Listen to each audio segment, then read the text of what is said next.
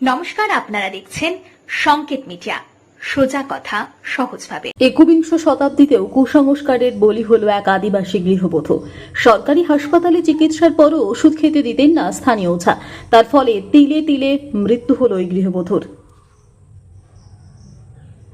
ঘটনাটি ঘটেছে বৃহস্পতিবার শান্তিনিকেতন থানার বোলপুর পৌরসভার ১ নম্বর ওয়ার্ড বনডাঙ্গা আদিবাসী পাড়ায়। মৃত গৃহবধূর নাম তুলসী টুডু, বয়স ২৬।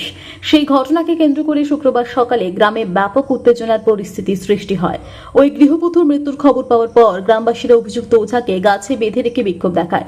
সেই খবর পরপরই এলাকায় এসে পৌঁছায় শান্তিনিকেতন থানার পুলিশ।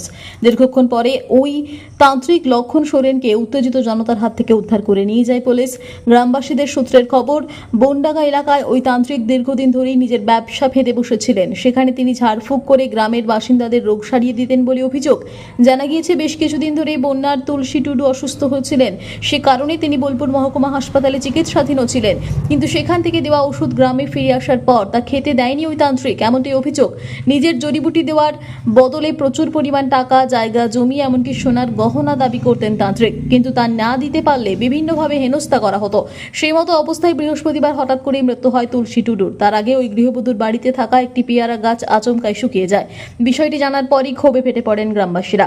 তাদের দাবি, ঝাড়ফুঁক করেই গাছ ও তুলসী টুডুকে মেরে ফেলেছে ওই তান্ত্রিক। তারপরই শুক্রবার গ্রামে তান্ত্রিককে বেঁধে রেখে ব্যাপক বিক্ষোভ দেখায় তারা।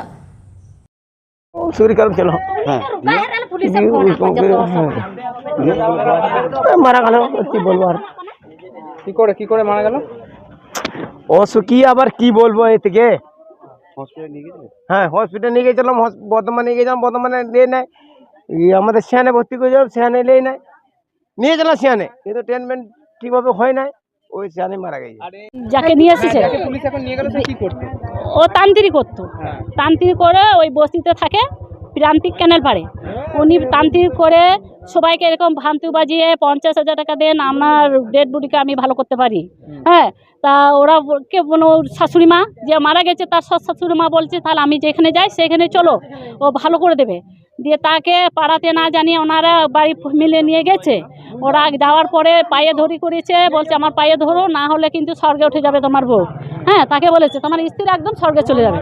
তার জন্য ওর পায়ে ধরেছে, বলছে না যা চাইবে আর আমি তাই করবো। বলছে ৫০,০০০, বলছে আমি ৫০,০০০ টাকা দেবো, তাহলে আমার স্ত্রীকে আগে উঠিয়ে দেবে। না, আমি আগে টাকা নেবো, নাহলে আমার বউ বাঁচবে না। বলছে আমি এখন কোথায় ধরে। হ্যাঁ হ্যাঁ, দিয়ে বলছে ৫০,০০০ টাকা এখন দেবো আমার স্ত্রীকে। বলছে আগে দেন। ওই মুহূর্তে টাকা না দিতে পারে, এইভাবে বলছে তোমার বউ কোনোদিন বাঁচবে না, একবার স্বর্গে উঠে যাবে। Subscribe our channel. Press the bell icon.